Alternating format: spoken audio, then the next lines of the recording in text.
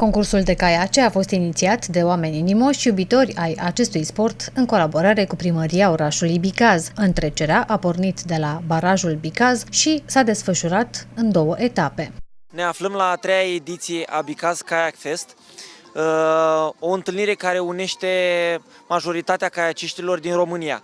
Ne aflăm în această superbă zonă a Bicazului, unde pentru 2 zile avem programate astăzi probă de maraton 40 de km, semi-maraton 20 de km. Mâine vor fi probele de sprint și eschimorol. Punctul de plecare a acestui eveniment este în portul Bicaz.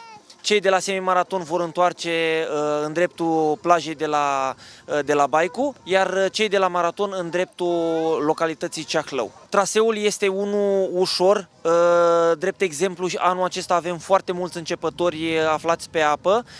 Nu necesită o pregătire fizică deosebită, trebuie doar voință, voie bună și, bineînțeles, soare, vreme bună. Semimaratonul a avut 20 de kilometri. Cei mai experimentați au ales maratonul, adică 40 de kilometri, până în comuna Ceahlău, la capătul lacului. Unii dintre concurenți au abandonat din cauza condiției fizice sau din cauza lipsei de experiență. Cum a fost cursa până în acest moment? A fost bună, dar caiacul e mai greu de dus. A fost chiar bine. Ai abandonat? Da, n-am mai putut continua. Din ce cauză?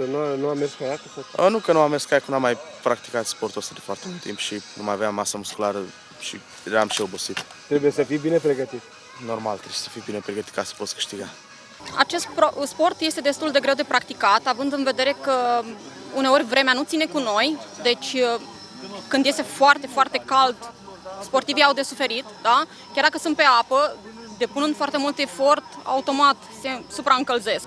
La fel se poate întâmpla și când este vremea destul de neplăcută.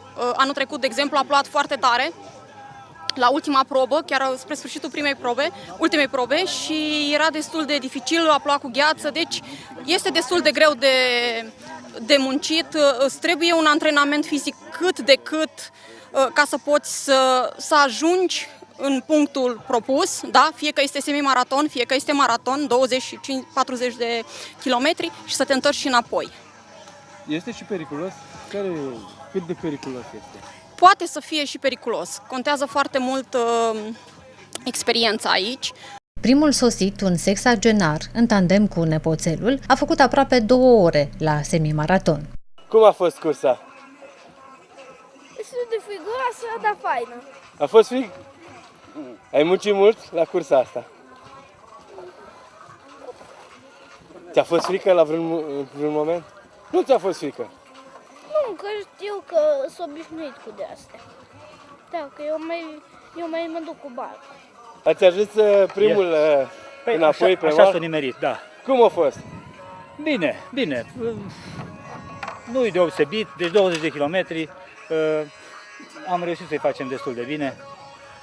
Puțin vânt la urmă aici, cu valuri. Care e cel mai mare inamic al unui kaiacist? Vântul sau... La un kaiacist de concurs, valul deranjează rău. Valul lateral mai ales. Pentru mulți dintre concurenți, acest concurs de caiace a fost un examen. Pentru unii mai dur, pentru alții ușor. Vremea a ținut cu noi și am dat cât de tare am putut la nivelul nostru de amatori și a ieșit. E un traseu dificil? Nu, e un challenge cu propria persoană, atât fizic cât și mental. Care este cel mai mare inamic al kaiacistului? Vântul, apa? Nu, propria posibilă lipsă de voință. Ăsta poate fi cel mai mare inamic. În rest, nu ne oprește nimeni. Greu. La 56 de ani e greu.